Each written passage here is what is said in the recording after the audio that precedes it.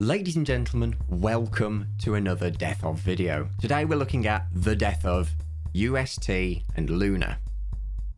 UST and Luna is a cryptocurrency or cryptocurrencies started by Terraform Labs, offering a 20% yearly return on all of your investment. A South Korean man named Do Kwon is the mastermind behind these two cryptocurrencies. UST is a tethered coin, also known as a stable coin, meaning it is pegged at a $1 price per coin. One coin, $1. Pretty simple in concept, right? Not so simple in practice. This is meant to be a crypto without risk and instead reward the people for holding it, helping it keep at its $1 pegged price. Now, with this being a cryptocurrency that isn't backed directly by the dollar, this means they had to come up with another way to do it. And this became what we call an algorithmic stablecoin, meaning they used an algorithm to back the price of the coin, adjusting for inflation and deflation.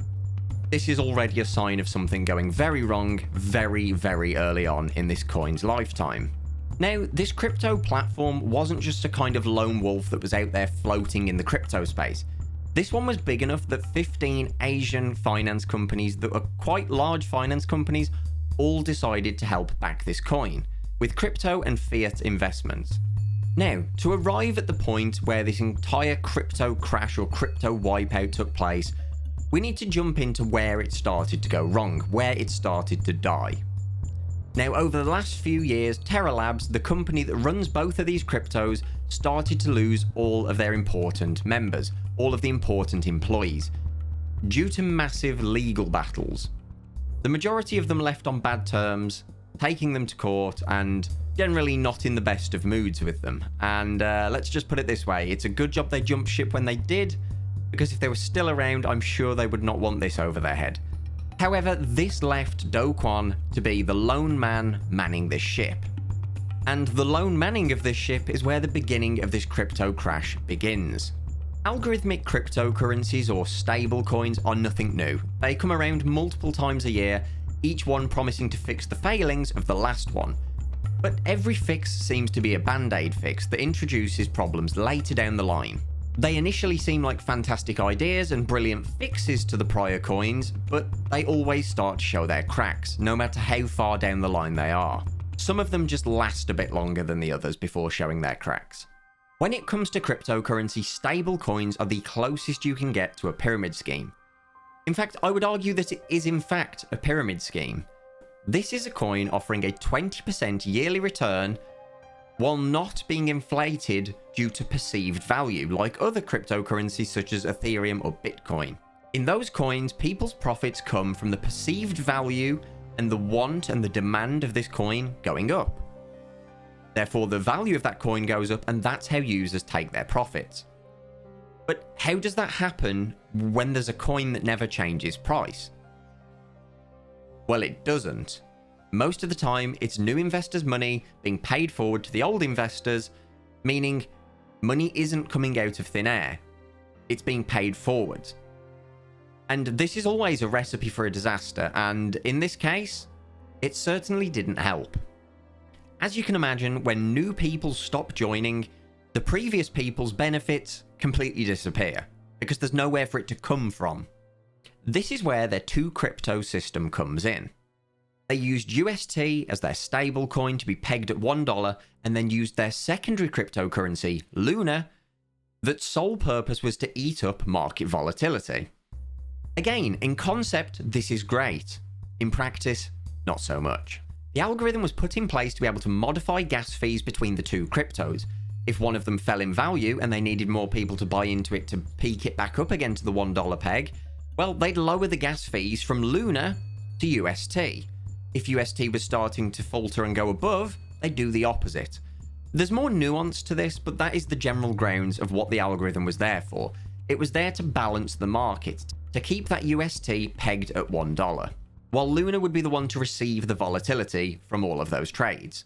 Now, the factor that was overlooked here is that the algorithm would make this adjustment regardless of the price of UST, no matter how high it went, no matter how low it went. It would always try to bring it back in line. Now, another factor of this algorithm which helped with this massive disaster is the fact that if UST dropped too low, it would automatically mine or print, for the modern people, more Luna. Yes, we've seen how that went for Germany after the World War. Now, this means that if UST's stable price dropped too far below the $1 per coin, users would move their money from UST to a more stable coin, which shouldn't have to be a thing when the coin is stable, but that's how it goes. So, what happens when people move from their UST to a different stable coin? Well, they sell off and the price goes lower, which means more Luna is printed, which means the price goes down, which means people sell, which means the price goes down, which means more Luna is printed. And you can see where this cycle is kind of like an echo chamber of the same thing, self-repeating. And this is the beginning of what we call in the crypto space the death spiral. The death spiral happens when this feedback loop can't be broken out of. Sell, print more money, value goes down, sell, print more money, value goes down. It's very hard to break out of when this kind of thing occurs. Because where's the incentive for it to stop? If your money keeps going down, you're going to want to sell. And by doing that, you're encouraging the death spiral to continue. But people can't be blamed for this. That's a logical and reasonable thing to do. If your investment's going down and you think it's going to continue going down, you're going to sell.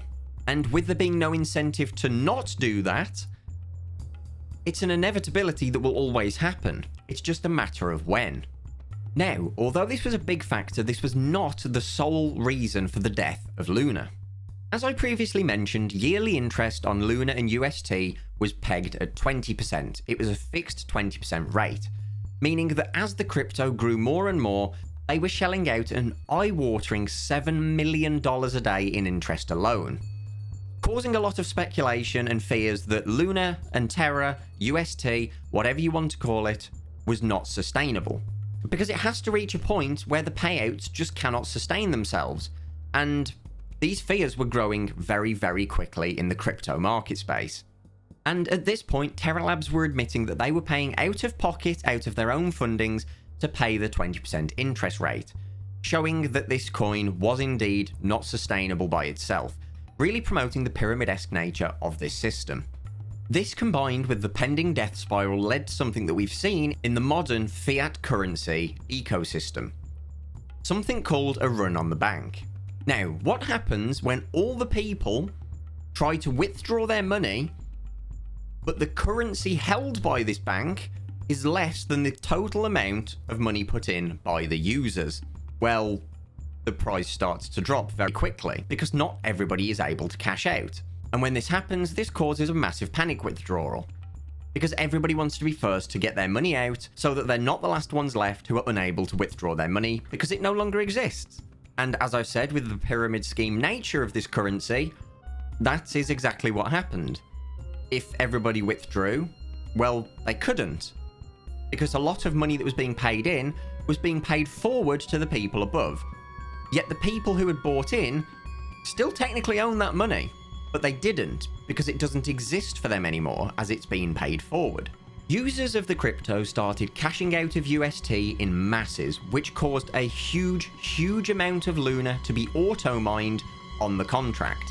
The algorithm went wild with mining Luna and releasing it into the wild. To help combat this death spiral, Do Kwon purchased $1 billion, yes, that is billion with a B, $1 billion of Bitcoin to help aid the coin's volatility, and to further establish the UST's stable peg against the dollar. Just to add fuel to the fire, the company Terra Labs that was managing UST and Luna was dissolved just 5 days before this massive crypto wipeout.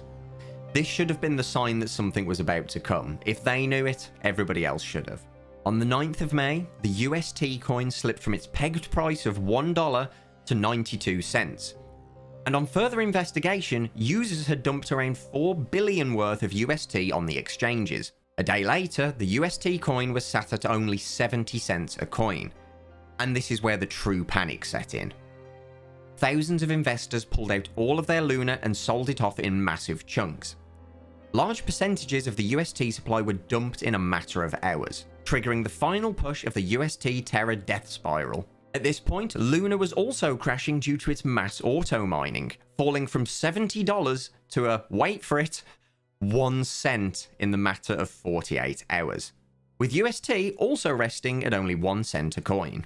And just like that, in less than the span of a week, $45 billion was wiped out from the crypto market, from one of the top 5 cryptocurrencies that was well on its way to the top. Now, there's a speculation on this being a coordinated attack to bring UST and Luna to its knees, and there is actually evidence to back this up.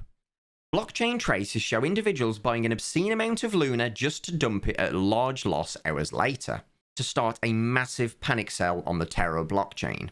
People believe it was coordinated by Bitcoin fanatics that wanted to kill off Terra as it was becoming a real threat as it climbed the ranks of crypto. Regardless of who was to blame for the death of Luna and UST, I think it goes without saying, any system that can be taken down by a mere few people out of spite is not a very good system. And that is definitely the case here. And this brings me back to what I said previously. These algorithmic stablecoins come around multiple times a year. They had a band-aid fix for a problem in the previous algorithmic stablecoin, and it goes well for a little while, until it shows its cracks and completely falls apart, and they always end in the same way, an uncontrollable death spiral. This time being the automated AI contract that was auto-mining Luna. That was an oversight, that was a flaw, and it led to the death of Luna. However, in a slightly unusual turn for crypto, this was not a case of outright fraud. In fact, it just seems like one man's confidence led this entire project into the ground. And that's unfortunate, because thousands of people lost millions of dollars.